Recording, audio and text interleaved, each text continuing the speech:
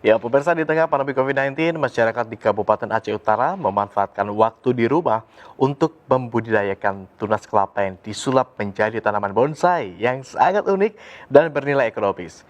Bahkan di kondisi pandemi saat ini, penjualannya meningkat hingga 20%.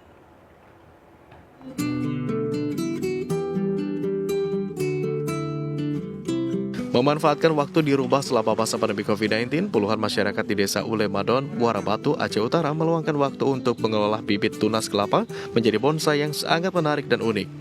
Bibit tunas yang selama ini terlihat biasa-biasa saja, mampu mereka sulap menjadi sesuatu yang luar biasa dan bernilai ekonomi.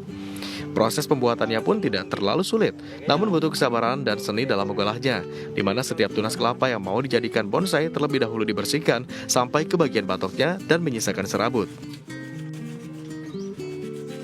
Proses selanjutnya memanfaatkan media tanam pot kecil dan batu karang selama 1 bulan, menunggu tumbuh akar dan kemudian baru dipindahkan ke pot. Sementara ide kerajinan bonsai ini muncul ketika Kepala Desa Ulemadon, Salahuddin Abe, mengikuti bimbingan teknis di Lembang, Jawa Barat. Saat itu ia melihat kerajinan bonsai kelapa dan terpikir untuk membuatnya di Aceh. Pemerintah untuk tinggal di rumah, diam di rumah saja, maka daripada waktu terbuang percuma, kita bikin ajak kawan untuk membuat bonsai daripada kita duduk di warung-warung kopi. Kalau satu hari mungkin 10 hampir 20, tapi menunggu itu yang lama itu. Kayak menunggu sekitar 4 bulan atau hampir setahun baru jadi itu.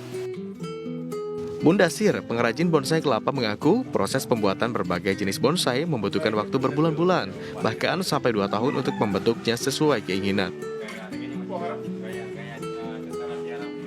Ini kita jual, kadang kita jual di lokal, kadang-kadang kalau ada permintaan luar daerah bisa kita kirim.